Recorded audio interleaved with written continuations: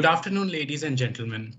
I welcome you to the 2021 edition of the Energy and Resources Institute's annual flagship event, the World Sustainable Development Summit, being held virtually under the broad theme, Redefining Our Common Future, Safe and Secure Environment for All from 10th to 12th February 2021.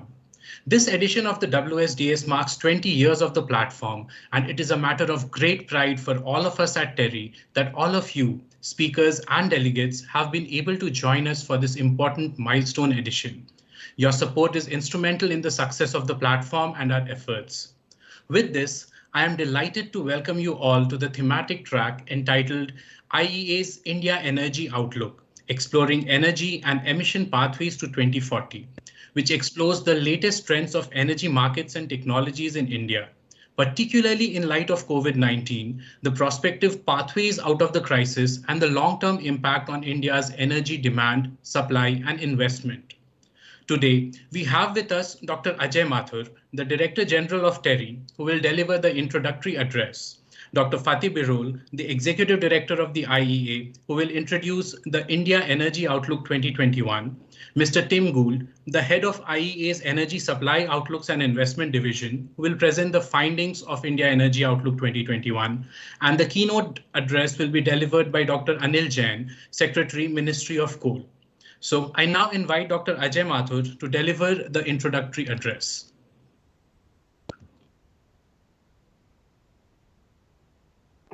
Thank you, Sapni. Dr. Fatih Birol, Dr. Anil Jain, colleagues, it is such a pleasure to welcome all of you to the World Sustainable Development Summit 2021. It is an even greater pleasure to welcome Fatih back to TERI. You know, back in 2015, TERI had hosted Fatih and the IEA when you had presented the last India analysis of the World Energy Outlook. And we are delighted that at this event, we are able to do that again. Many, many thanks for making this possible. You know, in the 6 years since, the world has changed tremendously. We have had the pandemic, we have had the lockdown, but most importantly, the points which Dr. Birol made at that point have all come true. The centrality of the Indian energy demand to the global system, the growth in the renewables market, the kinds of demand growth that have occurred, particularly on the user sector. Those are issues that will continue to dominate the discussion in the years ahead. Obviously, urbanization, obviously growing industrial activity will also play a very important role. But I think it is the changing nature of demand, particularly the fact that the demand profile changes across the day and across the year, very different to what it was in the past, as does the supply profile. And matching these two, and therefore building the flexibility that is needed, becomes one of our key goals. Most importantly, beyond the power sector, it is also important to look at how industries and the transport sector also grow, both in terms of energy use and the amount and nature of emissions, and therefore the potential to transform them as well. We look forward to Dr. Fatih Birol and Dr. Tim Gould's analysis, as well as to the views by Dr. Anil Jain. Dr. Anil Jain is Secretary Coal right now, but he has in the past looked at resource efficiency in the Ministry of Environment, and for many years he headed the energy vertical in the Niti Aayog, earlier the Planning Commission, where we looked at how all the sources of energy come together. We look forward to his views on this. I'm also delighted that Dr. Reddy, Joint Secretary, Ministry of Petroleum and Natural Gas, Ms. Reena Suri, Executive Director of the India Smart Grid Forum, Dr. Rahul Tongia and Dr. Rahul Tongia from Brookings, and my colleague Dr. Ritu Mathur will also join us for a discussion, which is moderated by Nicole Thomas of IEA, on what are the kinds of issues that we look at as we move forward. Without any further ado, let me again welcome Fatih, the great friend of India, who has made it possible for India to be an active participant in the IEA. And particularly, I am delighted at the strategic partnership agreement that has been signed between the IEA and India, which looks, therefore, at a greater role for us. Fatih, all yours. Thank you very much, Ajay, and greetings to all the colleagues in Delhi from IEA headquarters in Paris. When we woke up today, we were surprised. Everything is white. Lots of snow in Paris. It was difficult to come to office, very unusual for us, but we are here, and it's great to be with the friends and to join the World Sustainable Development Summit. And you are completely right, Ajay. In 2015, I released the first version of this report, and this is the second version today with Terry. But I also remember that I was honored to give the 2018 Darbery Set Memorial Lecture at Terry, which was a great honor for me. I see many colleagues here. Mr. Reddy, very nice to see you again. And of course, my longtime friend, Dr. Anil Jain. One thing is with Anil Jain, he changes the post. He always stays in energy, but he's always very young. So he never, wonderful. Anil, you should tell me how it works. So this is really, you don't change 1 millimeter. Excellent. Congratulations for that. Now, today, we are, in fact, yesterday we published the second version of our India energy outlook after 2015. Mr. Tim Gould, who is the who managed this project together with our colleagues with Peter Zinevsky and Siddhartha Singh, will tell you some of the findings of the report. Now, I wanted to say only a few things. I mean, it's a big report, lots of things, but from my point of view, what are the most important issues? One is that, Ajay, I mean, you follow the entire energy sector, like as well as India in detail. In 2015, I said, and with you, and I remember that there was Minister Pradhan at that time, Petroleum Minister, and the Minister Goyal, who was at that time the power minister. I said and our numbers Mr. Panigrahi from the Niti Aayog was there as well. Exactly. So I said at that time,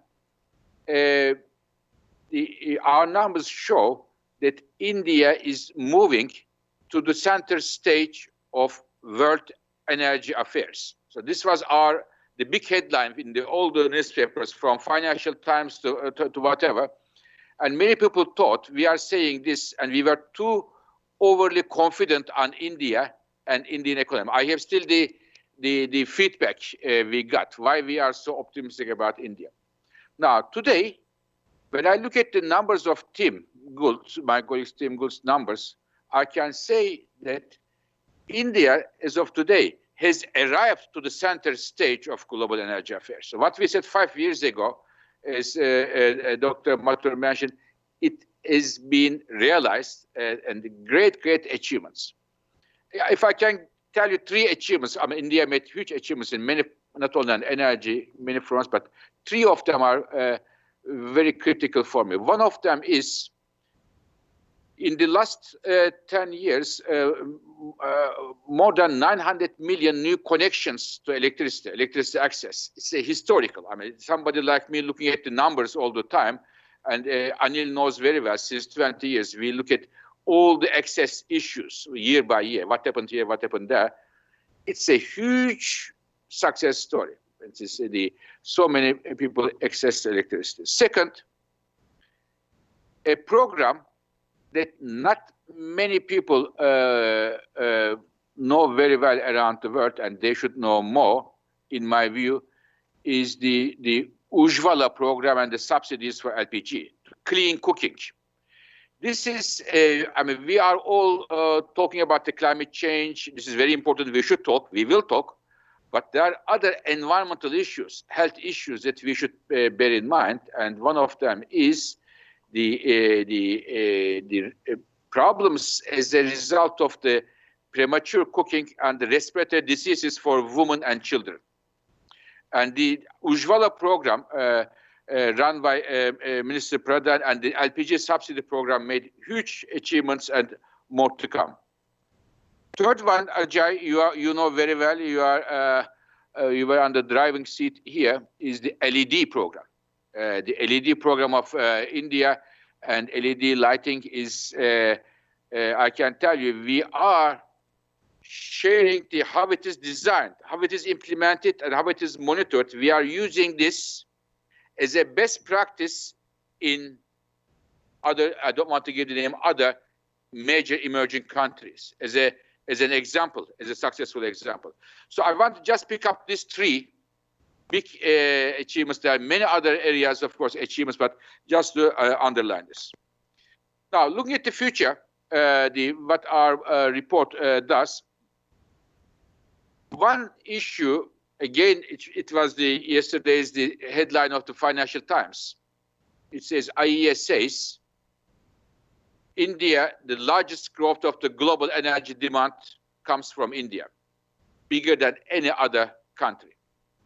Why we say this? Mainly urbanization, industrialization, economic growth. So these are the reasons. And this is one of the major, in my view, numbers coming from there. The second issue from the report, when I look at the numbers, India set to be a solar nation because the cost of solar is so cheap, and India has so much blessed with solar, and the Prime Minister Modi put a very strong target for all of us to pay attention to pushing solar, pushing wind. It is important, but with this, again, our report says that we expect India to play a critical role in the battery storage technology as well. And this is another area coming from this report. The report also looks at the growing oil import dependency trend of India and what needs to be done from an oil security point of view, from alternatives point of view, from bioenergy to security of oil and to following the markets closely. I can give you one very good example. When the prices last year went down, it was India making use of those low oil prices to put the oil in the stocks. Minister Pradhan was very active there, looking at this issue. Now, when we come to clean energy transitions, we expect India can well be an example to many emerging countries. But when it comes to the climate change debate, I expect India with the solar, renewables, efficiency, hydrogen will be a leader. But I always say, issue of fairness.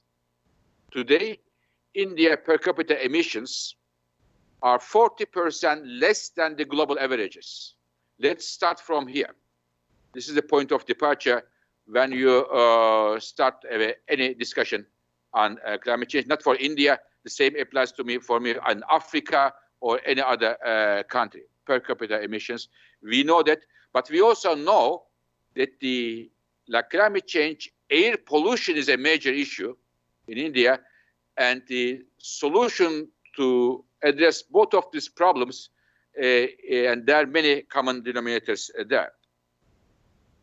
And we are at the IEA, we are not the slaves of numbers or the speeches made in this fora, that fora. We look at the people.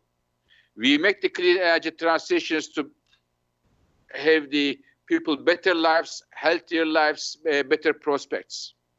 We are well aware that some of the clean energy transition efforts may have some consequences for the communities, for the workers, engineers who are going to be negative, who can be negatively affected from the clean energy transitions. Key word here is, for example, coal. In India today, 70% of the electricity comes from coal, and we may well see if India wants to reach its targets, there will be implications for the coal sector. And what about the coal miners? If I'm not wrong, coal is one of the top source of employment in India in terms of the miners, power sector, and railways transporting a lot of coal. So we have to bear in mind these issues and not to approach these targets and in a dogmatic way, but thinking more in an inclusive area. So last 2 points, dear Ajay. In our report, we have different scenarios, and these are only and only designed to provide basis for the Indian government, Indian people to make their sovereign decisions. What do they want? To help them to put a framework for their decisions. If you go this way, this is the result. If you don't like it, you can go that way and look at here. But whatever the scenario, whatever the policy decision, I mean, the scenarios change, but one thing doesn't change. Whatever the policy decisions the Indian government will have, IEA will be there to support the Indian government. This is, I can tell you, this will not change. This is a constant. Here, I wanted to assure my colleagues, 350 top energy experts here, on behalf of them, our word to our Indian colleagues. And to finish, as Dr. Mathur said, we were very fortunate very recently to sign a strategic partnership, enter a strategic partnership between India and IEA. This is a great news, great achievement. I am very happy to have this new step after being associate member, moving one step higher there. But many of you know me very well, and I can tell you my own expectation, this step, this important step, is an intermediary step to see India soon, eventually a full member of the International Energy Agency. So with these words, thank you very much, Ajay, for giving me this great honor to kick off this meeting with these distinguished colleagues.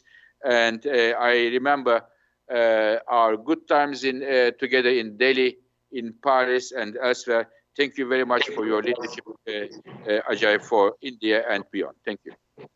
Thank you, Fatih, and I look forward to us spending time again as the pandemic winds down and we are all vaccinated. Thank you very much. Swapnil? Thank you, Dr. Mathur and Dr. Birol. We now have Mr. Tim Gould, who will be presenting the Thank you very much indeed. Executive Director, Dr. Mathur, Dr. Anil Jain, distinguished speakers and panelists. It's a huge honor to have the opportunity to talk through some of our findings from this new analysis today. And our starting point is really to echo some of the words that have been said already. India's extraordinary successes in electricity connections, the investment boom in renewables, that rapid policy-driven uptake of LED lighting, but also to highlight some other pressing problems, many of which have in fact been complicated by the global pandemic. Continuing concerns over the reliability of power supply in some areas. And as was mentioned, despite that very strong policy effort to make modern cooking fuels available, I mean, notably LPG, there is that continued reliance on firewood and other solid biomass as the primary fuel for cooking. And indeed, as was mentioned, energy is really at the root of many of the issues that Indian families face in their homes and cities. And as we put together this energy outlook for India, we had to grapple with two big uncertainties, two big questions in the framing of this work. First, about the duration and severity of the pandemic and its economic impacts. And secondly, the responses of governments and companies, not only in India, but also in many other parts of the world, as they seek to rebuild their economies and balance sheets, while also tackling the urgent threat of climate change as well as other environmental hazards. And we reflect on that in our scenarios, none of which I should emphasize is a forecast. We consider different possible energy futures for India, exploring how India's policy ambitions and targets, how they play out in a range of post-COVID settings. And we also examine ways to accelerate progress towards climate and other sustainable development goals. And in the near term, a key task is to map possible ways out of the crisis caused by the global pandemic.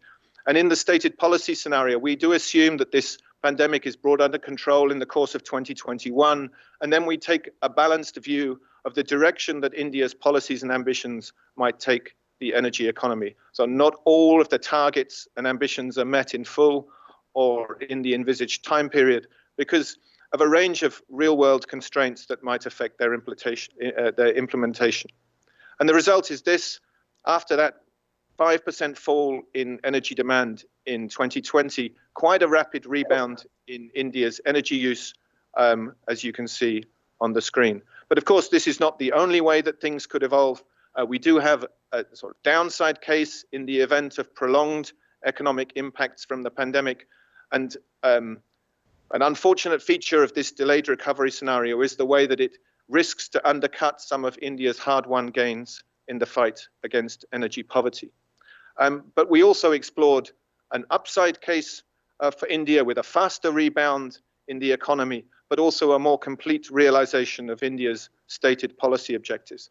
And this India Vision case introduces a theme that we'll come back to in this presentation, the way that government policies can shape the outlook.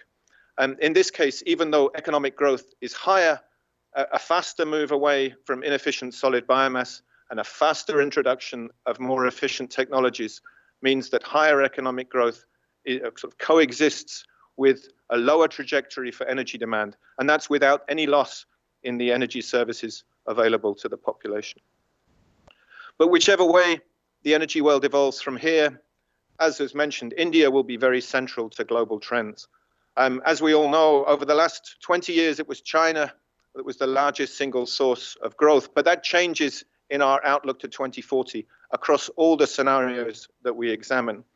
And India is out in front, not only because of the population growth, but as China becomes a more service-driven economy and India builds up its national infrastructure, there is a pivot in global manufacturing towards India. And that makes industrialization a very important force in our outlook, but also, as was mentioned, urbanization, another extremely important and influential trend. So over the next 20 years, 270 million people added to India's urban population. And that underpins a very rapid increase in India's building stock. You can see that residential floor space more than doubles, and a large increase in demand for construction materials such as steel, cement, and plastics, and other manufactured goods. And that construction boom is also being fueled by a strong focus on public housing under the government's goal of housing for all by 2022. And so we underline in our analysis the importance of the model of urbanization that India follows, whether cities are compact or sprawling, formal or informal, to the extent to which they're governed by energy efficient building codes or not. These are decisions that build in very long-lived patterns of energy consumption. And that transition to urban life is also associated with important transitions in energy use, in particular in relation to electricity. And the example that we chose to highlight here, and indeed it's an incredibly important one in our projections, is the rise in demand for cooling, for air conditioners. I mean, we'll come back to the importance of this, the implications of this, but the efficiency of those air conditioning units becomes an extremely important issue for India's electricity demand, especially for peak electricity demand. And this is an area where we are pleased to be working closely with India in support of the government's India Cooling Action Plan. I'd like to look now at the implications of this for the various fuels and technologies that make up India's energy system. And this is a picture of how this looks in our stated policy scenario, in which India makes up 1/4 of the rise in global demand. And what you're looking at on the screen is really already quite a major reordering of India's energy priorities in the decades to come. So renewables take the largest share of growth over the next 2 decades, not only in the power sector, but also by harnessing India's potential for direct use of modern bioenergy in end-use sectors. Oil takes the next largest share, mainly for transport as ever. More than 300 million vehicles of all types are added to India's fleet between now and 2040. You'll notice on the screen the important contribution made by trucks, with half of the growth in demand for road transport. And in this scenario, electrification makes very strong inroads for 2- and 3-wheelers, but less so for passenger cars. And that rise that you're looking at on the screen is a rise of around 4 million barrels a day in oil demand to 2040, making India the largest growth market for oil worldwide in this scenario. A few words on coal. Over the past 3 decades, almost 3/4 of the growth in coal demand went to power generation. You can see that that's already changing quite a lot in our outlook to 2040. Growth is now concentrated in industry, especially for iron and steel and cement. And then natural gas. I mean, gases of all kinds play increasingly important roles in India's energy future. I think we're all aware that they are growing from a low base. Gas means only around 6% of India's current demand, and that's one of the lowest such shares in the world. And of course, we are very well aware of India's ambitions to raise this share. And that's reflected in our outlook, where gas is an increasingly important fuel for India's industrial growth, but also in city gas distribution. Nuclear power plays an important role. New reactor commissioned recently in Gujarat, several more under construction, and steady growth from this source as well. And there's only one element in India's energy mix that declines, and this decline is obviously a positive indicator of India's development as people continue to switch away from solid biomass to modern fuels. I'd like to turn now to electricity, and one element that is an element of continuity, it's also an element that's shared across all of the scenarios we examine, is that India continues to see very strong growth in electricity demand in our scenarios. But in most other respects, the future looks quite different from the past.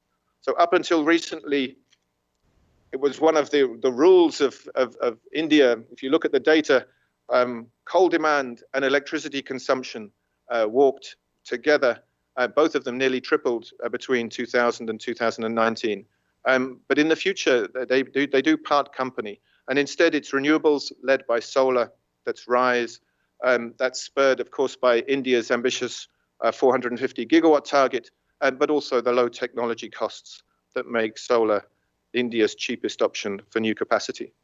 At the moment, you can see solar PV less than 5% of India's generation, coal around 70%. But in that stated policy scenario, within 2 decades, their shares are converging in the low in the 30%. This transformation is even more rapid in the Sustainable Development Scenario, which maps out a way for the world and India to meet the objectives of the Paris Agreement, as well as air quality and energy access goals. And in that scenario, solar and wind generation overtake that of coal within the next 10 years. Clearly, to realize anything like this, it's a huge volume of investment that would be required. Investment in the power sector would need to more than double over the next 10 years to meet this kind of transformation. And this would mean tackling risks related to delayed payments to generators, to land acquisition, as well as elements of regulatory and contract uncertainty.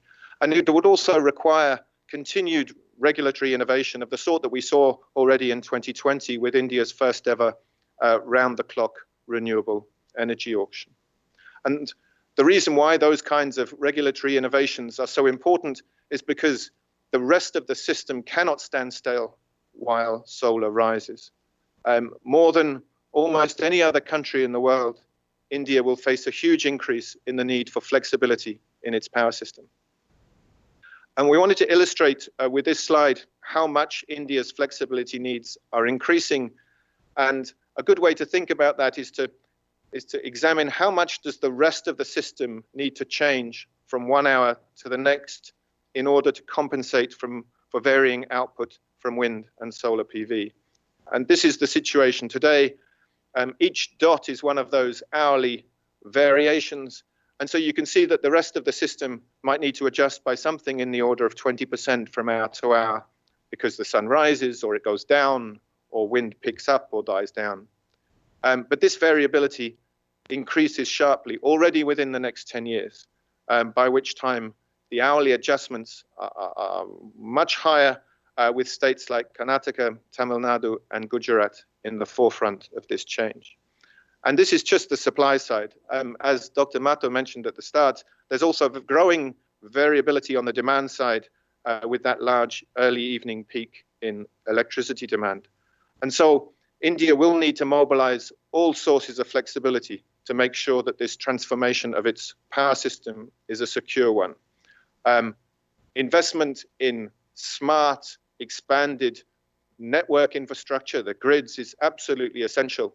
And indeed, spending on networks quickly overtakes spending on capacity growth in our scenarios. The ability of the coal-fired fleet to vary its own output will also be crucial. Likewise, the contribution of hydropower, gas-fired capacity, and demand-side options. But as the Executive Director mentioned, there is a very noticeable leadership role for India in our scenarios for battery deployment to align that solar-led generation peak in the middle of the day with the country's early evening peak in demand. I mentioned too, for some, in a sense, more traditional energy security concerns that emerge from our projections, namely the reliance on imported fuels. This is a chart that's expressed in dollar values. You can see how India's fuel import bill came down last year with lower oil prices, but also very visible that India's fuel imports are dominated by oil and that they are higher in value than domestic output. And in recent years, energy has indeed accounted for almost 1/3 of India's total imports by value. And over the period to 2040, India's efforts to stimulate fuel production on the domestic market bears some fruit. That's including offshore gas from the Krishna Godavari Basin, higher domestic coal output. However, those efforts do not keep pace with demand, and this means a rising import bill, growing exposure to global market conditions, and possible market volatility. And the vulnerabilities relate particularly to oil, where India's projected import dependence rises from around 75% today to more than 90% by 2040. An accelerated energy transition, lower fuel consumption of the sort that we model in the Sustainable Development Scenario would make a very significant difference to this picture. So reducing the import bill to 2040 by well over half, a cumulative saving of some $1.4 trillion. And there are some warning signs too in terms of emissions, even though, as the Executive Director mentioned, in terms of per capita emissions, India remains one of the lowest emitters on the planet. So per capita CO2, only around 40% today of the global average, and they remain well below the global average in 2040 in the stated policy scenario. And what you're looking at on the screen now is really a major Indian success story in those terms. Electricity demand goes up by 150% over the next 2 decades, but the new power plants that are built to meet this rise leave only a very light environmental footprint. That's not the whole story, of course. There's also in India's existing plants, notably its coal-fired plants that are on average around 15 years old, and so continue to run in this scenario for years to come. And we also need to look outside the power sector, in particular at industry and transport. That decline is emissions from existing factories and vehicles, which come down gradually as equipment is retired or replaced. But the expansion of India's industrial and transport infrastructure result in large additional emissions, despite a range of policy efforts. And indeed, by the late 2030s, most of India's projected emissions in the scenario come from new factories, trucks, cars, buildings, and other sources that do not exist today. And as many countries and policymakers are aware, these transport and industrial sectors, areas like road freight, steel, cement, they're far more challenging to develop in a sustainable manner than power generation, where India has made huge strides. But there's nonetheless, in our view, a huge opening for policies to steer India onto a more secure and sustainable course. So what are the elements of this transformation? And this is my final slide, just to look through what would be involved in that quest for low emissions, inclusive growth, some aspects of that on the screen, many of which are already visible in India's energy policy vision today. But this push is given additional impetus in our sustainable development scenario. And as you can imagine, solar, clean electricity, battery technologies play a huge part. But in practice, India would need to deploy a very wide range of technologies and approaches. Some of that is to bring that clean electricity into the end-use sectors, notably through a faster rise in electric mobility, but also a huge investment in more efficient industrial processes, as well as a strong rise in sustainable fuels. And we highlight here not just biogases, but also hydrogen, where we've noted a lot of interest as prospects of a national hydrogen energy mission in India. This all comes with a cost, and the additional investment in clean energy technologies in this case is 1.4 trillion above the level in the stated policy scenario to 2040. But you may recall that this is also the sum that India saves in lower fuel import bills. Before concluding, just a few final remarks. I hope that this presentation has given us a sense of the dynamism and sheer scale of India's development over the next decades, which will keep India at the heart of the global energy system. Rise of renewable energy led by solar, central to our outlook, but the speed of this rise will really depend on the investment climate as well as what happens in the rest of the power sector. Much of the conversation about India's energy future rightly focuses on the transformation underway in electricity, but it's really essential to pay attention to other sectors as well. And we've highlighted industry, we've highlighted transport, driving many trends in global fuel markets as well as emissions. And that leads me to a reminder that even as solar pushes India's clean energy transitions forward, India will need that wide range of innovative and sustainable technologies to mitigate some risks to its energy security and environment. And finally, just to say that the size of the prize is really huge. That sort of low carbon, inclusive path can bring benefits not just to India's citizens, but also show the way for many other developing economies by demonstrating that robust economic growth is fully compatible with an increasing pace of emissions reductions and the achievement of other development goals. And as the executive director said, as India pursues this endeavor, it can count on the enduring support and partnership of the International Energy Agency. Many thanks for your attention.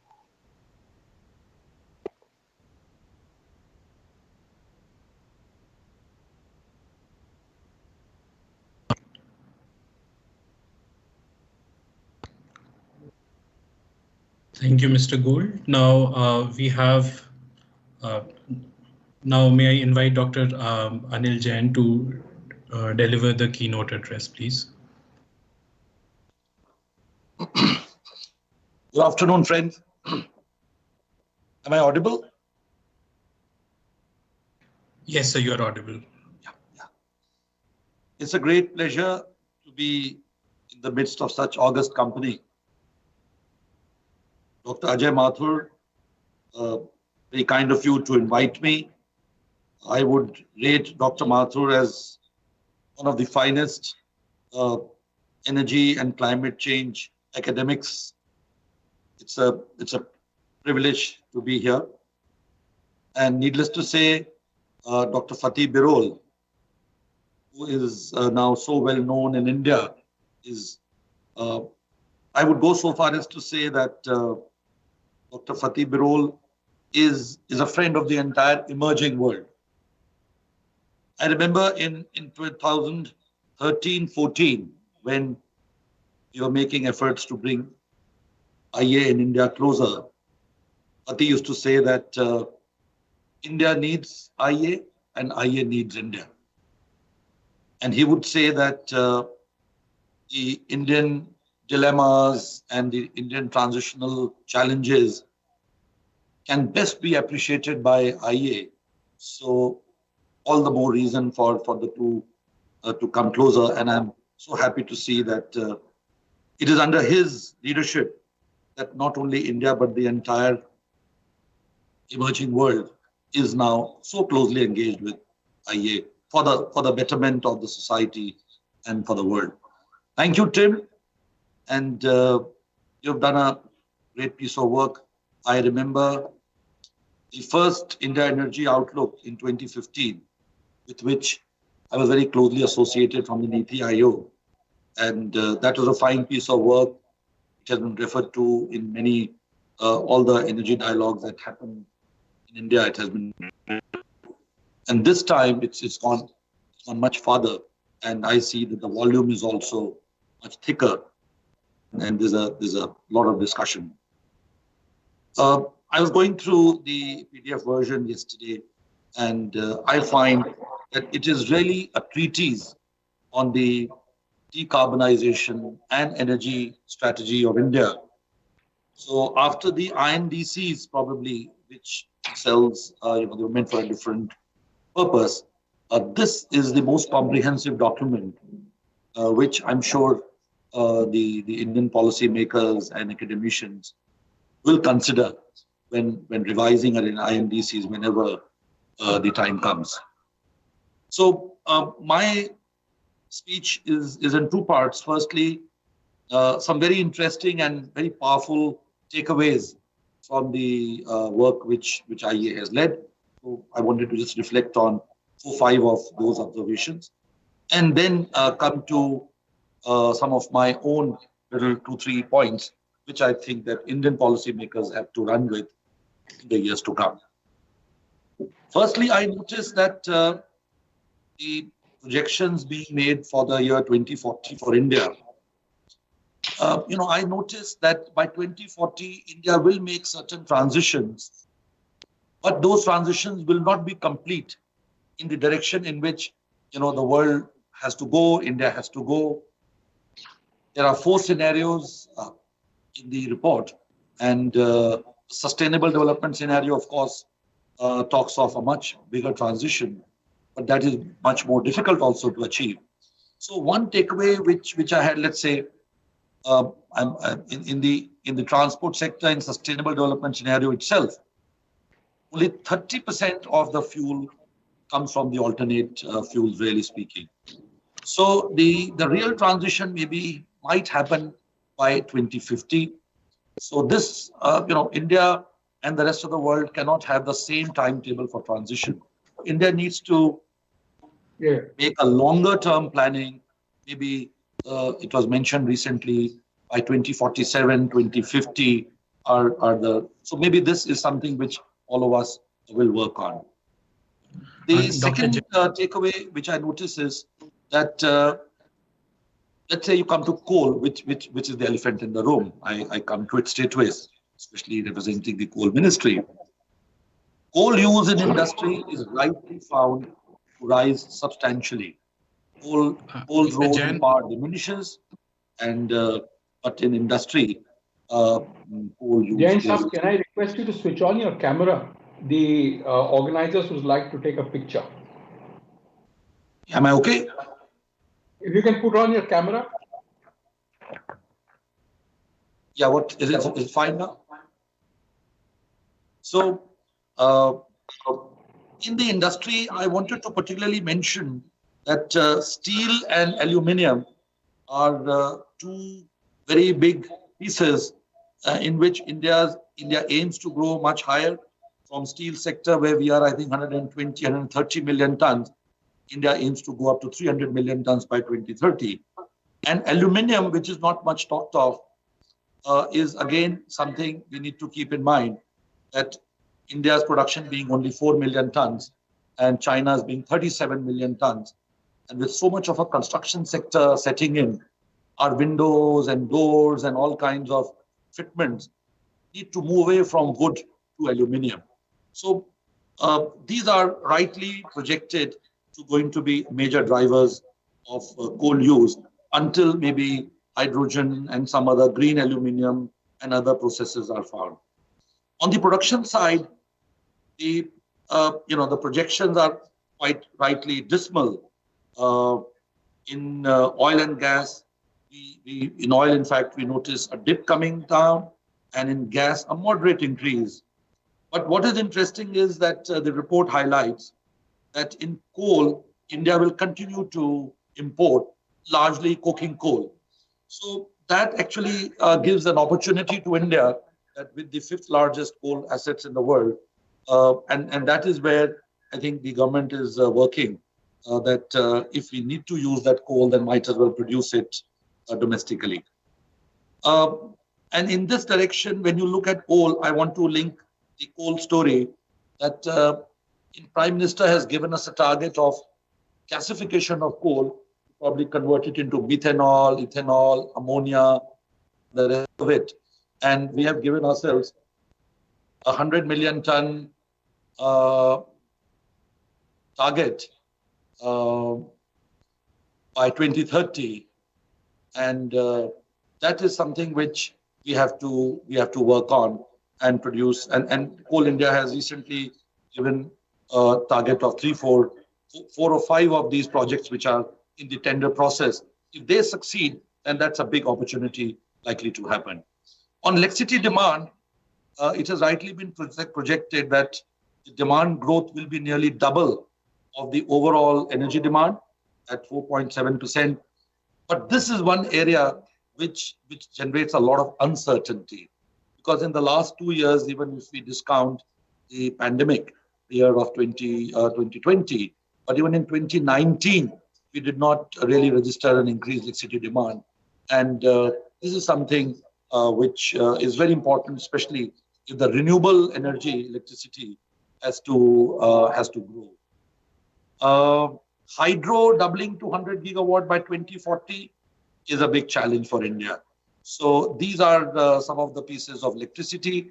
But RE, renewable energy, is a huge opportunity, and rightly the report captures that India might become the solar capital of the world.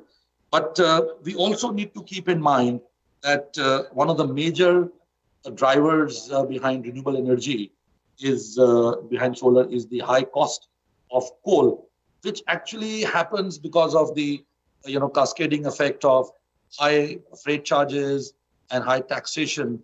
Coal, which for which Coal India gets barely $15, actually becomes maybe $50 to $60 by the time it reaches the consumer end. So this is something which promotes pithead generation. So if more and more generation shifts to pithead, then the real driver at the moment for renewable energy, being its lower cost, may not really be relevant. But as a policy measure, we will have to drive the renewable agenda. So there are lots of other things: gas-based economy, energy efficiency, financing the energy investments. So I don't want to get into all that. There's paucity of time as well. In the end, some of my own little 2-3 recommendations.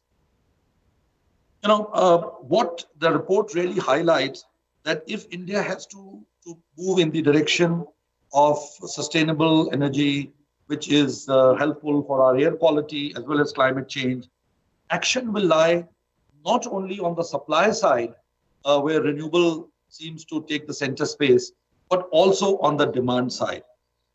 If India has to grow differently from the way the rest of the world has grown, whenever I have done any piece of work on India's energy futures, I've always said that our electricity per capita consumption may peak at maybe 2,000 units per capita per year, which would still be, one third less than what the present global average is. And sometimes some senior policy makers ridicule, saying that will India not be in the league of the developed countries and have the same energy parameters as the others have? And I've always argued that while India builds its new energy systems, there will be efficiencies and all kinds of renewables and clean energy built into it. So this is one space which I just wanted to leave the thought also with Tim, that the demand side, there's a lot of reference to demand side, transit-oriented developments, energy efficiency, mass rapid transits, demand curtailment in general. But if we could all put it to place, and if there was a chapter, it would really drive home to the reader that demand side action is as important supply side. Number two is, as observed, industry is going to be a major player. And as you have observed, that more than half of the energy need of industry is going to be met by coal. If we need to clean it up, if we need to bring in, cleaner energy, etc., I think we need a heat strategy. The country desperately needs a heat strategy, wherein maybe biomass to supply heat and maybe the renewable electricity, because all the growth in solar will actually be in the form of electricity. So industrial processes, which has been given some mention in the report, but if we talk of, how will the heat really be supplied, maybe a heat strategy would help the country to manage this better. And the last piece is, of course, the large import dependence is very worrisome.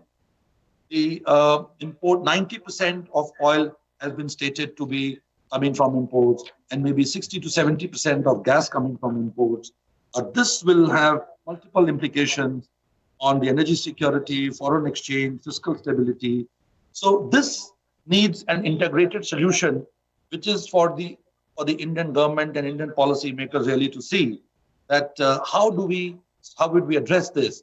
Can we push the electrification agenda of mobility in a big way so that they can move away from liquid fuels? Can coal be gasified in a major way so that we can get some of the liquid fuels from coal? And other interventions from the transport side, that higher share of public transport, and why not a transnational gas pipeline, which can come from, looking to the geopolitics in the West. There's been difficulty, but I've noticed that IEA's 2015 report also mentioned, but I don't really remember seeing it in this report. It had mentioned in the 2015 report that maybe by 2030 or so, there might be a gas pipeline from the West. So these are some questions which Tim's report, gives food for thought for the Indian policymakers. And let me congratulate him and Dr. Birol. And I'm really glad to see this association thing happening. And he knows and I know how we work toward this thing happening. IEA is a top-rate energy and climate change think tank and an advocacy body. And I've attended some marvelous conferences and workshops, and the quality of debate and the independence and bringing together of all stakeholders really leads to the kind of work which World Energy Output comes out year after year, and we have been able to get the second. Thank you very much. Thank you, everybody.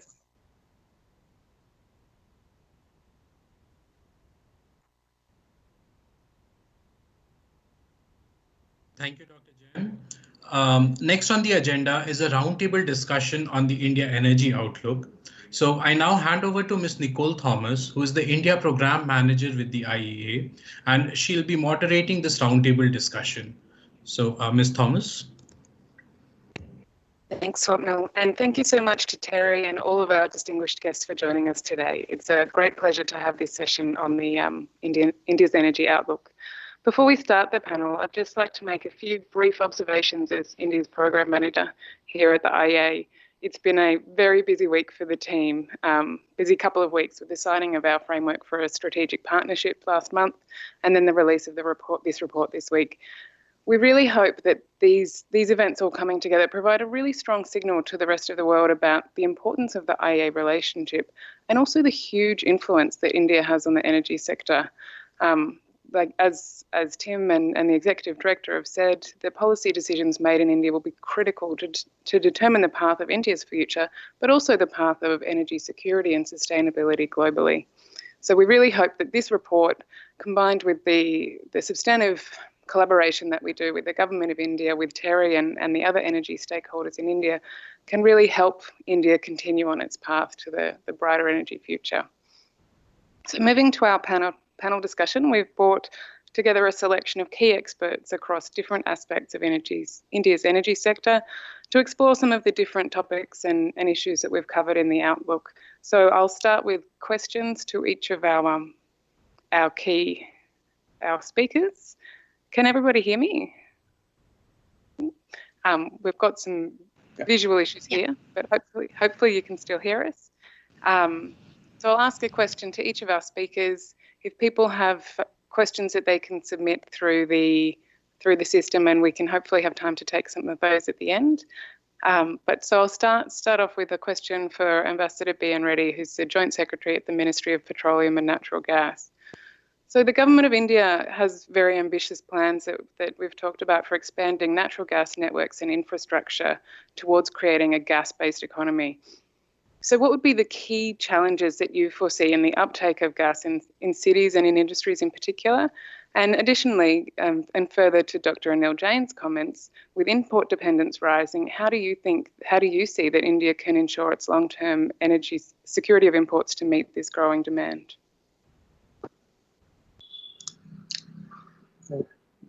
Thank you, Nicole. Can you hear me? Yes, we can hear you. Thank you, Nicole. Well, at the outset, I wish to thank Dr. Ajay Mathur, Director General Terry, for inviting me to this thematic track, which is now jointly organized by Terry and IEA. Let me also take this opportunity to convey our deep appreciation to Dr. Fatih Birol, Executive Director IEA, and his team, and of course India operations led by Nicole, for their consistent and supportive engagement with the Ministry of Petroleum and Natural Gas over the last 5 years. And of course, I wish to also convey greetings from Honorable Minister Pradhan to Dr. Fatih Birol. Well, before I come to answer these questions, let me put some context into IEA India, and particularly Ministry of Petroleum and Natural Gas engagement on the subject of natural gas. As you recall, Nicole, it was last year that at the specific instance of Honorable Minister of Petroleum and Natural Gas, Shri Dharmendra Pradhanji, that we began to engage with IEA in the natural gas sector. And I'm happy that this is taking off well. This is in addition to our oil security and database related exchanges. And before even I come to this question, answering this question, let me put it in context so that we understand the issues that you want to highlight in terms of whether challenges or opportunities in the natural gas sector. Well, if you see the larger context of India's primary energy mix, various projections indicate that India's energy demand will grow, say, at about 3% per annum till 2040. And as mentioned by Dr. Fatih a little while ago, and as contained in your report, India sees the largest increase in energy demand of any country based on various scenarios IEA is considered to by the year 2040. In addition, we also have the significant energy demand, which is going to grow between now and 2030, which is projected to be at about 50%. While there are studies which are showing that yes, there could be a certain decrease in this projection, I have every reason to believe that the earlier projections would remain in place, particularly because you could see the significant return of energy demand in the country now, in all aspects, almost to the pre-COVID levels. And in this context, India also has a special place where, as brought out in the earliest during the what do you call presentations by the earlier speakers, there's a significant energy poverty that we need to address in India, and this has 5 dimensions to address. One, we have to have energy access, energy affordability, sustainability, energy security, and energy justice, and all of them with a degree of sensitivity that they deserve. Now, coming to natural gas, well, it is indeed a significant development for us in terms of, if you look at it in the last 5 years, put it this way. It was only in 2016 that Honorable Prime Minister of India, Shri Narendra Modi ji, he has defined a new priority for us, which is to develop a gas-based economy, increasing the share of the natural gas in the primary energy mix to take it to from 6%, then to 15%. I think we are making progress. I'll come to some of the details so that the challenges can be answered in a better manner, be it on the policies, programs, projects, as well as the implementation schedules. Now, again, in the report that has been brought out by IEA on India, you have brought out very clearly the energy transition that is at work in India. And the role of natural gas is evident as a bridge fuel in our energy transition pathways. Now, how do we define this? What kind of transition we have in India? It was again Honorable Prime Minister Shri Narendra Modi ji who reiterated by defining 7 key drivers of India's energy map in October last year, wherein the first driver or the first key driver is the accelerating our efforts to move towards a gas-based economy. I think I rest my case on this, how important it is for us in the country to look towards a gas-based economy. Let me try and illustrate some of the recent achievements so that we can then talk about the specifics that you want. One is, of course, we're looking at a one nation, one gas grid. Well, we already have about 17,000 kilometers of gas pipelines in place, and additional 17,000 kilometers are to be built as we speak now. And then the city gas distribution, where it is already expanded, or it is being expanded to 70% of the population. In the budget that has been announced just now, we have about 100 more districts that will be covered in the next 3 years under the city gas distribution networks. Similarly, pipe gas connections up to 40 million are envisaged. Similarly, on the policy front, we are looking at promoting a free gas market. Now, in this context, we already set up what is called the first automated national level gas trading platform, which is seeking a next generation energy infrastructure in the country. And in the budget just been announced, it was said that we will have an independent gas operator, which will facilitate and coordinate on booking of common carriers in all natural gas pipelines. Similarly, we are strengthening the LNG regasification facilities in the country, as well as the LNG retail networks for heavy trucking along the national highways. So the list goes on. I think it will be important to understand here that the efforts that are going on to widen the use of natural gas in all its in all the sectors, be it transport, industry, or household, it is going at a pace which is quite easily measurable, and it is commensurate with the ambitions that have been set out over the last few years. Now, our efforts have been sitting in the Petroleum Ministry, Minister of Petroleum and Natural Gas. They've been focused on creating an enabling policy and regulatory framework, and this includes setting up of institutions to promote competition and efficiency in the gas markets. Now, coming to the challenges or opportunities, I think everywhere I would like to rather highlight a challenge is an opportunity now with the vision that we have in front of us. I think the key challenge will remain that how do we supply the customers at all levels at an affordable price with least possible disruption in supplies. Now, in this context, I think we are looking at a greater integration of all forms of energy at the end user level. I think in this, we'll have to we continue to integrate natural gas into this process. As you know, supply between the piped natural gas versus compressed natural gas, we have to ensure that there is a balance in availability of this particular form of it. Then, as rightly pointed out earlier, that import dependency for natural gas, as we're speaking about it, it is growing, certainly. However, the recent increase in production from KZ Basin does give us a lot of comfort, and this will partially address this challenge. And I'm sure in the coming months and years, hopefully we will have more finds and there will be greater production in the domestic front. While having said that, I think we are also trying to address this from the perspective of energy security by way of diversification of sources of both oil, crude oil and natural gas. As we speak, our effort has been to reduce dependency on any one particular region. As you know, Middle East happened to be the most important supplier of crude oil. And earlier it used to be natural gas, but natural gas has been diversified. Now we get supplies from Russia, Australia, and USA. Similarly, we're also developing a number of strategic energy partnerships with some of the key countries, be it Saudi Arabia, US, Russia, wherein we are trying to develop those institutional mechanisms so that the energy security dimension can be addressed in a significant manner. And of course, also the methodology of investments by our Indian oil and gas companies in overseas assets. This is also a work in progress, and I'm sure in the months and years to come, this pillar also will contribute towards our dependency, addressing our dependency on the oil and gas particularly.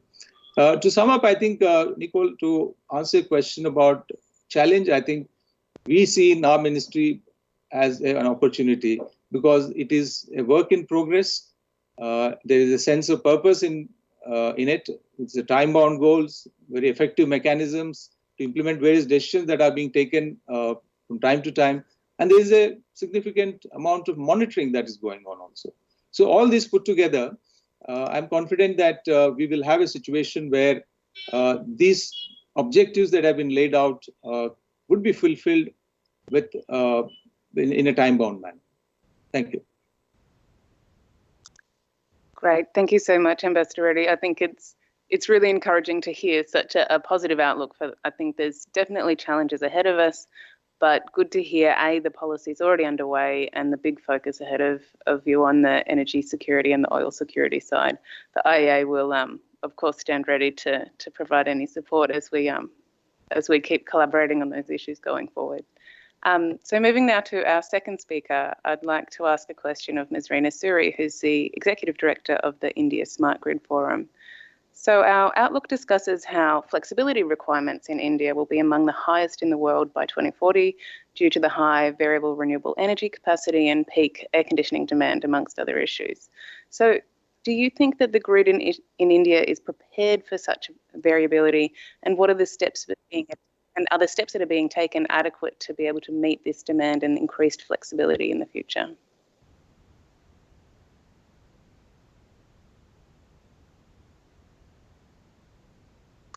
Thank you so much, Nicole. Am I audible? Yes, ma'am, you are audible, but may I request you to please switch on your video? Can you see my video? Yes. Thank you. Please proceed. So very good morning, good afternoon, and good evening to all the participants who have joined for this program from around the world. I wish to also thank International Energy Agency, Dr. Birol, and the Energy Resources Institute, Dr. Mathur, for inviting me and India Smart Grid Forum to be part of this distinguished panel. So let me first compliment IEA for this exhaustive report, India Energy Outlook 2021. The India Energy Outlook projects the Indian power system to more than double. And from its its present capacity of about 374 gigawatt to 789 gigawatt by 2030, and again double to 1,466 gigawatt by 2040. Also, the peak estimated by IEA in this report is 340 gigawatt by 2030 and 638 gigawatt by 2040 in the normal policy scenario. So the outlook also envisages an all-electric scenario that could propel the peak load to 2040 to 826 gigawatt. The report estimates a battery energy storage system capacity of 34 gigawatt by 2030 and 118 gigawatt by 2040. So the growth projected in this outlook is humongous. And if realized, the Indian power system may be larger than that of USA and being next to only to that of China. And if we go back to the World Energy Outlook 2020, IEA had projected that Indian power system would require up to maybe 85% flexibility by 2040, which is about 50% ramp up and about 35% back down from the normal load situation. So this is huge compared with the 45% flexibility for China or 50% flexibility for European Union, and about 25% as we see the flexibility for USA estimated in the same report. As we have seen that, last year in April, 5th of April, when India switched off the lights at 9 p.m. following the call by our Honorable Prime Minister, the Indian grid withstood 25% flexibility successfully. And the load reduced from 119 gigawatt to about 87 gigawatt in 10 minutes. And again ramped up to about 120 gigawatt in next 15 minutes. So our system operators manage this magic with fineness. And however, 85% flexibility is an altogether a different scenario. And that would require radically different approach and solutions to be brought into the system. Our present peak is about 188 gigawatt, while the normal load is about 140 to 150 gigawatt. And considering that the normal load growth will lag a bit compared to the peak load growth pattern, we can assume that the normal load by 2040 may be about 400 to 500 gigawatt. And this 400, 500 gigawatt peaking to 638 to 826 gigawatt will require more than about 50% ramp up. So the 1466 gigawatt of generation capacity, which is estimated for 2040, comprises of 622 gigawatt of solar, 219 gigawatt of wind, making the total intermittent policy capacity to 931 gigawatt, which is about 64% of the total. So the baseload plants, which is coal, nuclear, or renewable energy, the total that constitutes to about 445 gigawatt, which is 32%, while the total flexibility generation resources, which is hydro, including pump storage, gas, oil, and battery, they constitute about 270 gigawatt, which is only 18%. So, however, the 270 gigawatt flexibility resources constitute 50% of the normal load of 400 to 500 gigawatt and in 2040. So it says 100% of the flexible generation resources cannot be deployed regularly. We need to examine what kinds of loads are going to be the mainstay in this rapidly growing power system in 2040, and what percentage of that loads can be flexible. So one of the rapidly growing load is air conditioning load, as already mentioned by our esteemed previous speakers. And today, only 5% of population has access to cooling in this country. With constantly increasing ambient temperature and the economic growth, larger sections of the population is likely to acquire room air conditioning. And this is not a sustainable scenario. So India Smart Grid Forum has been advocating for district cooling systems, which supply chilled water to the buildings to cool the indoor air. Now, this can be another utility service on monthly payment basis, like water, electricity, or gas. So the district cooling system could be built with thermal storage and can store chilled water and offer load relief to the grid, as well as utilize surplus electricity during off-peak hours to produce chilled water. And another significant load on the grid of 2040 may be electric vehicles. So the electric vehicle fleets should be aggregated as virtual power plants that can act either as a generation resource or as a load to flatten the load curve to the extent possible. Millions of grid integrated vehicles would be a major source of flexibility. So ISTF is also working with all stakeholders to make a vehicle to grid functionality mandatory for the AC charging stations in India. Today, there are about 70 to 80 gigawatt of diesel generators of 1 megawatt or higher capacity in India. So primarily used as a backup power supply, which are operated for a few hours in a month. So these diesel generators sets, if replaced with batteries, and could form a large block of distributed energy storage systems, which can contribute significantly, contribute significant flexibility.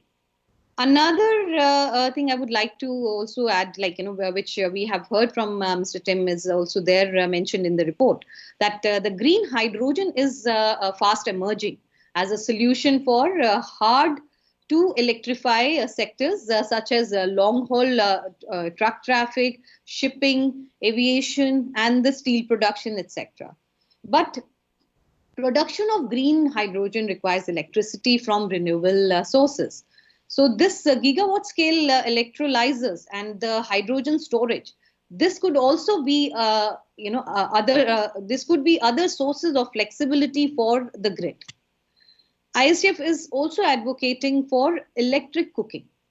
So with internet in every home and affordable smart plugs that can be remotely managed, the cooking load could be made flexible.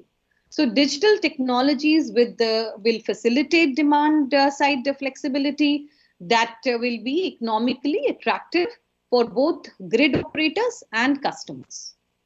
So this is the bit I wanted to bring to the attention of all the other panelists and the audience from the aspect of flexibility that we can bring to the different scenarios we can have for bringing flexibility to the grid.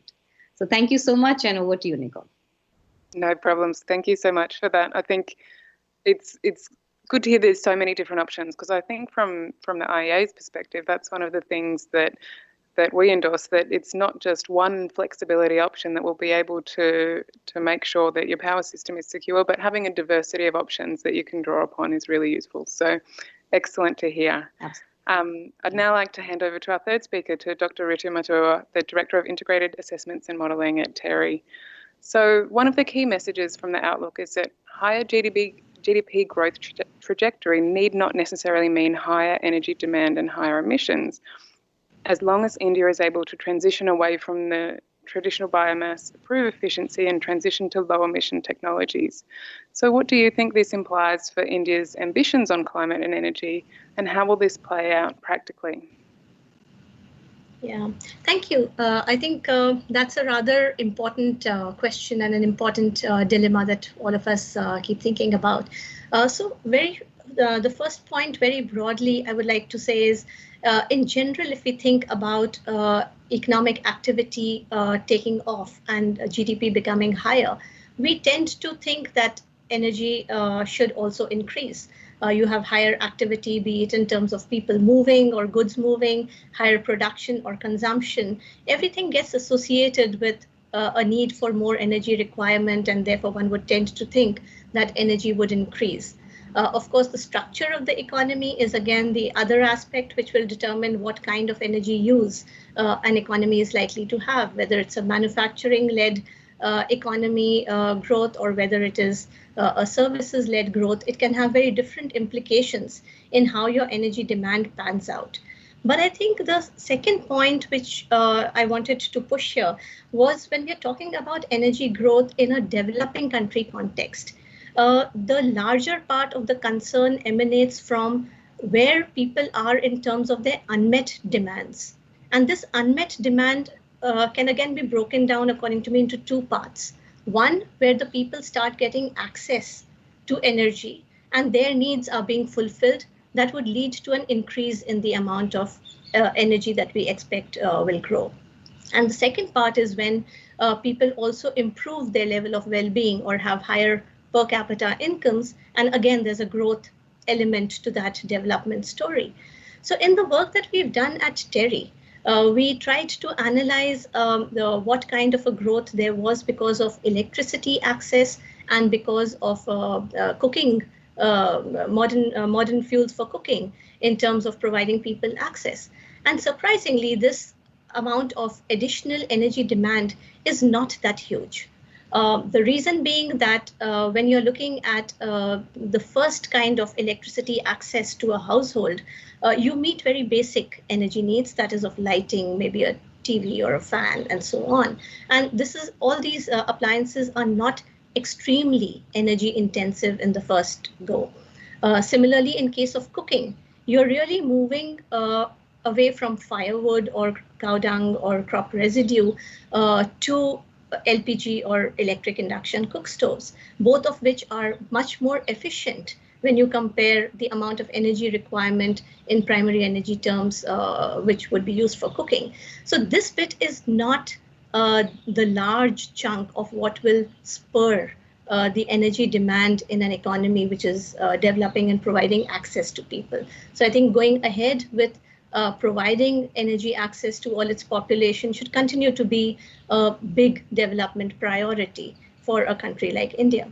That said, I mean, when we are looking at the second part, which is as people improve their well-being, how is it that the energy could grow?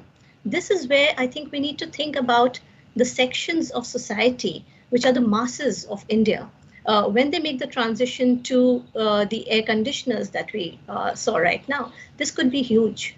So how can we motivate people from not continuing to move towards maybe 3-star air conditioners, but super efficient air conditioners?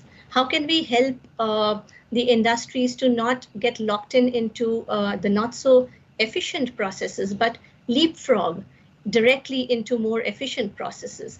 That is where I think we need to make the change. And that is where I think the lever to really move to decoupling our energy growth from GDP rests.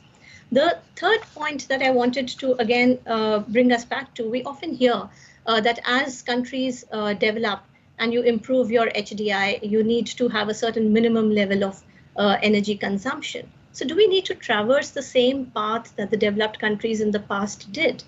I would say definitely not. And I think countries like India are charting their own paths of trying to decouple the energy requirements from GDP. Here is where I think we begin to see the role of the Science Policy Connect playing out. And this role is extremely important, according to me. On the science side, I think we are seeing science being very nice to us. We see a range of technologies now available on the arena. I think India is also blessed in terms of having options like renewables, etc., which give it the ability to have a larger amount of self-sufficiency when we look at it in terms of energy, a large opportunity in terms of looking at providing employment to her people, and in terms of becoming a hub of clean and efficient energy, not only for India, but for the world at large. So I think from the science side, we have it going very well for us. It is the policy connect, which I think we need to now ensure that we are able to bring and put in place innovative policies and enabling policies which cut across multiple dimensions, which are good for India's own sustainable development and which can then link and make this change much more transformational than a mere bit of tinkering in terms of looking at it.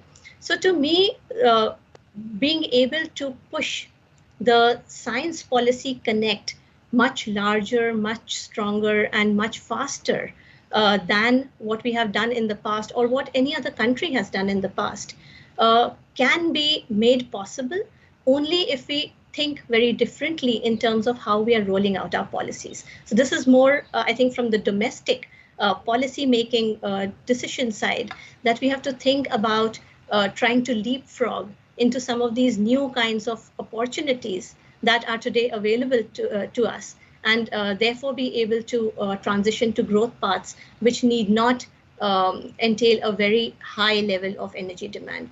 From some of our scenarios work as well, which we've recently done at TERI, we saw very clearly that when you have an economy which has a sluggish economic growth and high levels of inequality among society, the ability of societies to also adopt the more efficient options becomes lower. And on the contrary, if you have a robust economic growth, which is also able to address simultaneously the distributional aspects, then you could also incorporate shifts towards advanced technologies and processes much more easily and at much larger scales.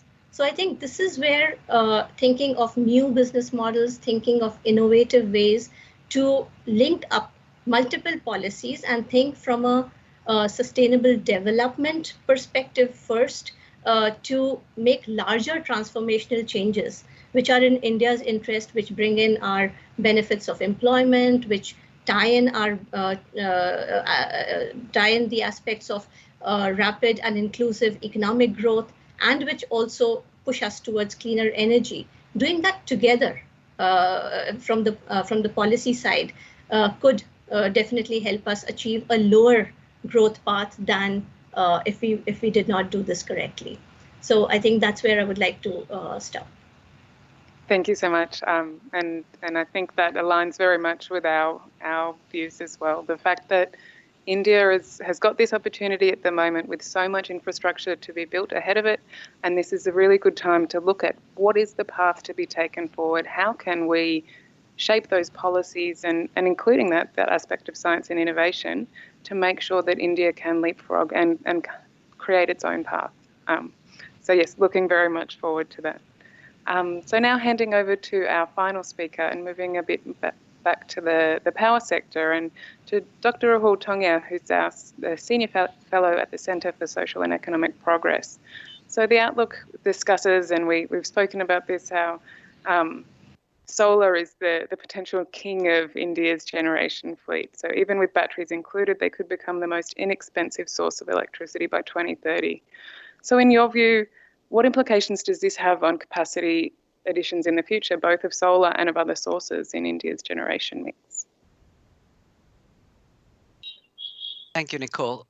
I think one of the takeaways is a quote. We have a major study on the future of coal in India that, in fact, Dr. Mathur helped launch, Dr. Birol gave a review for, and plans, paraphrasing, I think, Eisenhower, plans are pointless, but planning is priceless. So we won't ever get the numbers exactly right, but it's the trends that are very important, which the Outlook pulls out. So the trends towards solar are inevitable. The question really becomes a few details. So I want to make just 5 points. One is the context and legacy issues really matter. So if we say solar cheaper, cheap/cheaper, how are we comparing it? There's more than one transition underway. We have not just decarbonization, but digitalization.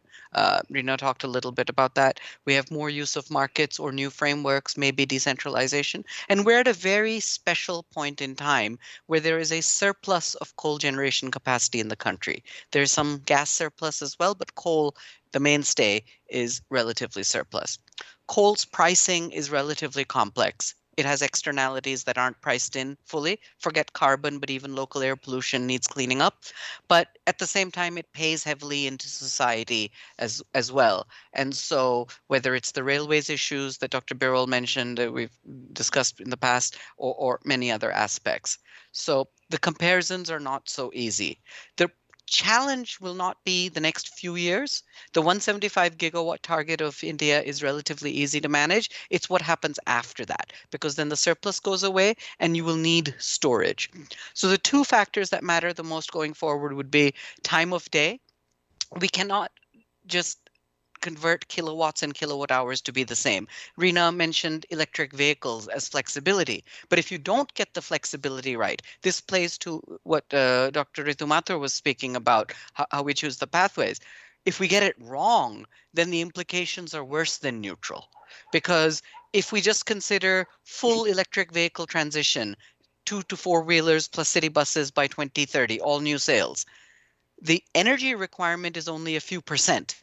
But the capacity requirement, if everyone plugged in at the same time, would be multiple times the grid, potentially. So that's the real challenge going forward.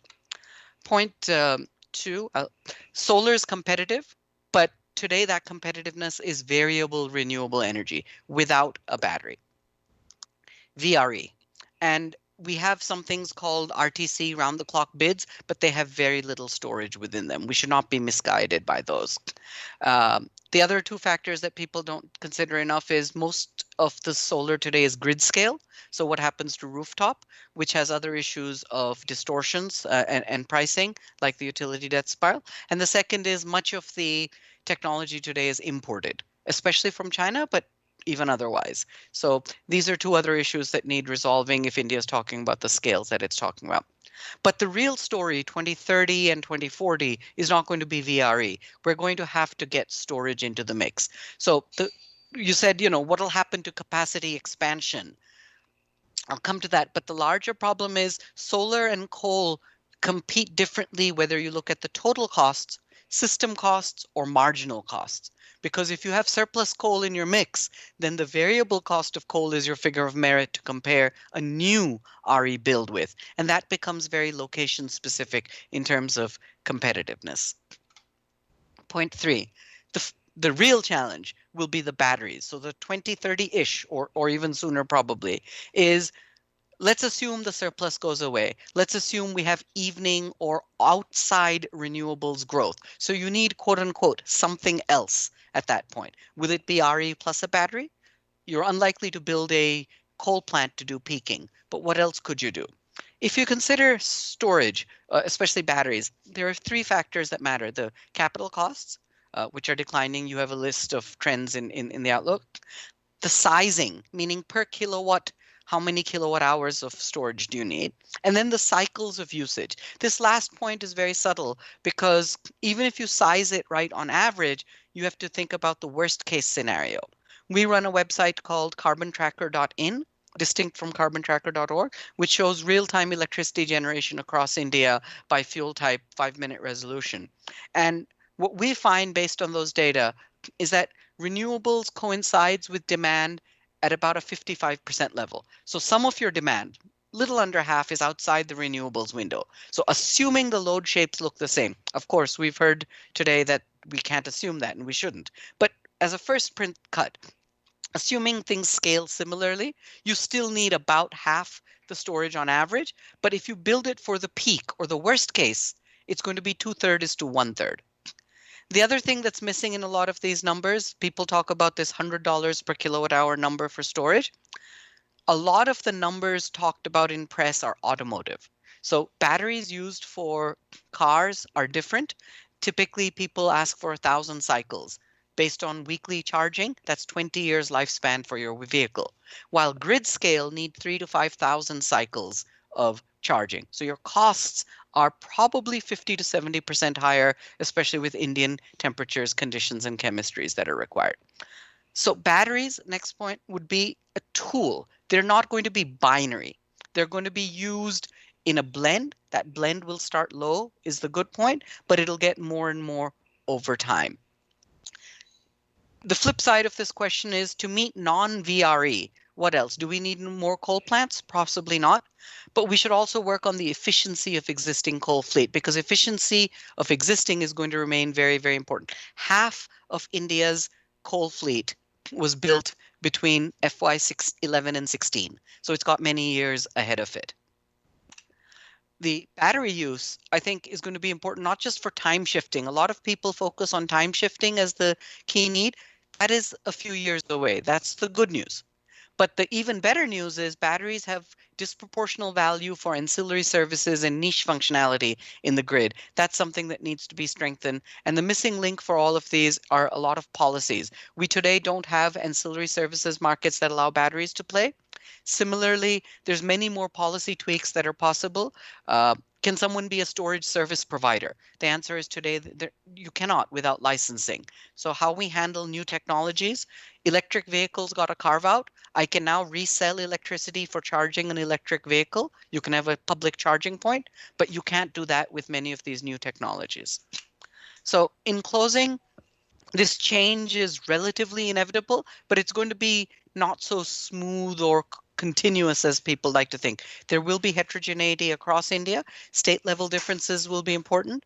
We need to rethink the role of wind as well, because solar is very similar across all of India. Wind might be useful for certain uses outside the solar window if demand is there in the evenings. Hydrogen's another thing which is being worked on, but it's a few years away. Natural gas is another possibility for the what else if you don't use a battery and don't want more coal. But with natural gas, the biggest challenge is inexpensive gas. Much of the incremental gas to the power sector would be imported LNG, which delivered to power plants especially is not cheap. So we have a major volume, a book coming out on gas as well this year. So in closing, how we see this coming forward and what India may want to prioritize is a portfolio approach. We shouldn't be looking at levelized cost of energy as the marker because it's insufficient for the systems level cost. We have a lot of static power purchase agreements. We have distortions in fuel markets. So those distortions propagate to electricity prices. I'm not saying we need electricity markets per se, but certainly we need to shift many of the rigid frameworks that we have to ones that enable more renewables, but also more demand response, storage, all of the above. I mean, why don't we have storage today? There is no pricing signal for it. We treat all electricity virtually the same, except for a small percent on the power exchanges. So if I don't distinguish between electricity at 5 a.m. and 5 p.m. or 8 a.m., 8 p.m., then why do we have storage being built out enough? We won't. And in closing, I want to just make one observation, which is a personal one. As we consider the larger themes of this conference and global discussions, a lot of focus is being put on net zero announcements, and India has not yet made one. I think, given the fact, and Dr. Birol alluded to this, India is aggressive, and it's doing more than its fair share in some ways based on a carbon budget. But net zero may be a distraction because it's many years away for India. Instead, the real focus should be on lowering the area under the curve. So the plateauing of our emissions is probably much more important than picking or figuring out when our zeroing out. Let there be a tail that continues a little longer, may still be better for the globe and the economics in India. Thank you. Thanks so much, Rahul. I think a lot of really useful perspectives there. I think the portfolio approach and the diversity needed to solve India's electricity mix and meet the growing access and the growing needs for electricity as people improve their well-being. I think that's really sensible, and the pathway, the global pathway to net zero, and India's role in that is going to be one that a lot of people are watching, including us here at the IEA. And I think that an approach to minimise and lower that curve as soon as possible is also really sensible. But we will continue to keep our close eye and happy to provide advice as required on that topic too. So I don't think we're going to have time, unfortunately, to go to any extra rounds of questions, but I think it's been a really, really useful discussion. And I just would like to say a big thank you to all of our panelists for joining us today. It's good to get the diversity of perspectives across the full energy sector and understand the common understanding, I think, of a lot of the challenges ahead of us and the huge diversity of ideas and options for how India can take this forward. So we're really looking forward to keeping on working with the government of India and the various stakeholders as we work through all of these challenges and questions going forward. So I'd like to thank you all again and wrap up our panel session. Thank you.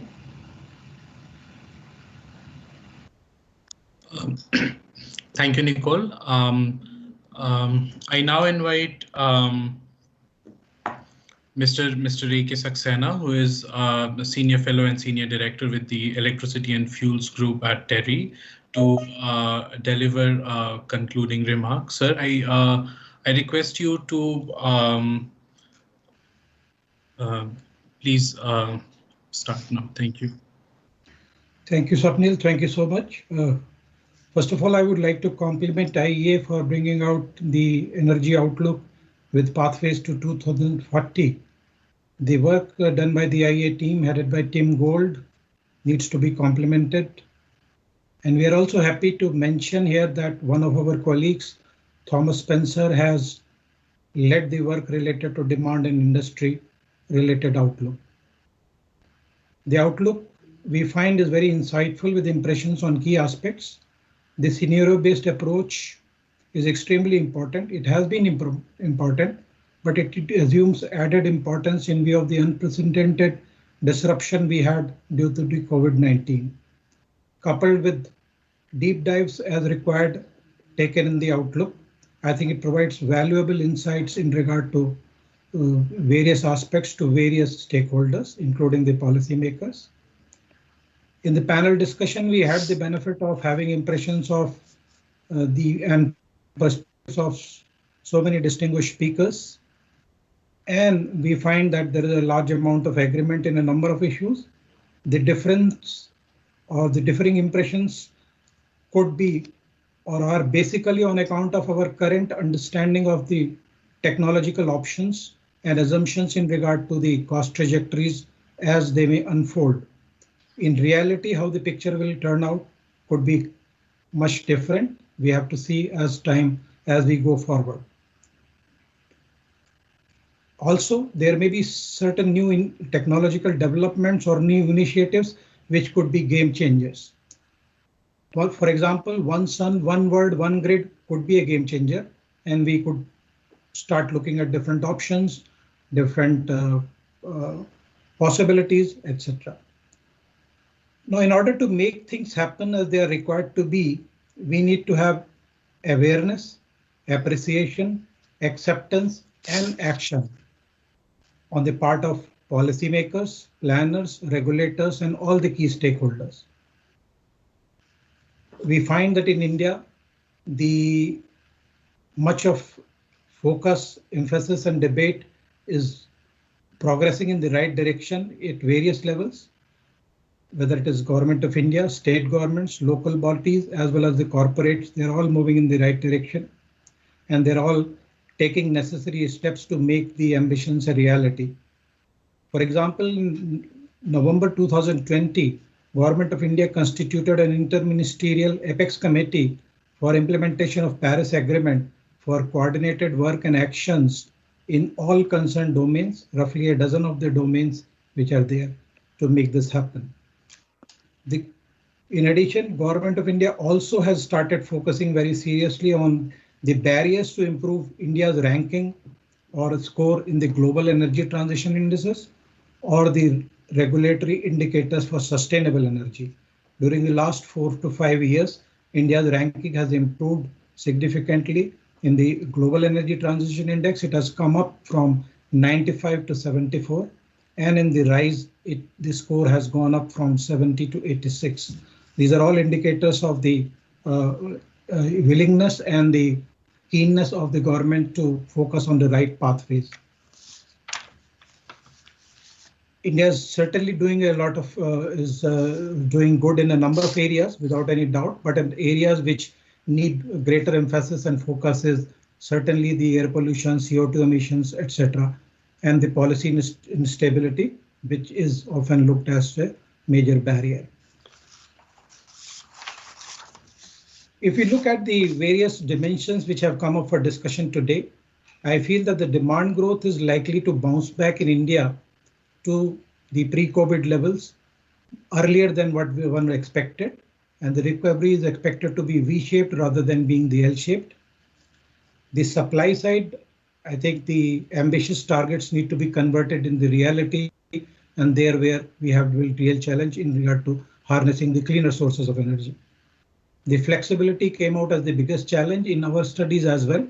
And for example, if we try to quote the numbers for the 2030, if the demand for electricity in the energy terms is going to be double of the current levels, the peak demand is going to be 2.2 times of the current levels, but the demand for daily and signal flexibility was to be growing to be 4 times, 5 times, or 6 times. That is what is the challenge. And as Rahul mentioned, that what would happen with 450 gigawatt is a question for deeper thoughts and analysis. We also feel that our work reported last year shows that the portfolio approach is what is required. And I think we have come out with this, with the recommendation saying that the flexibility across the value chain, starting from the demand side, with the demand side flexibility, the demand response, the flexibility in the generation and transmission, all are required to make this reality happen.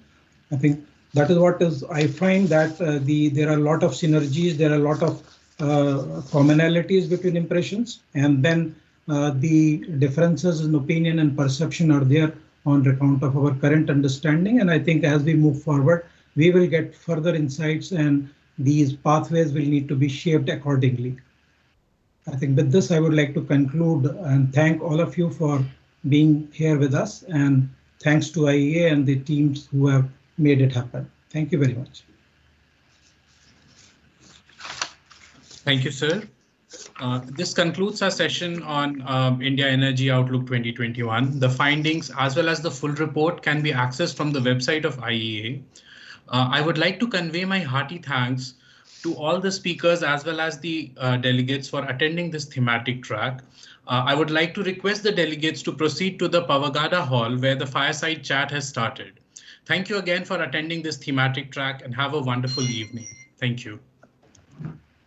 Thank you. Thank you so much. Pleasure being here. Thank you. Thank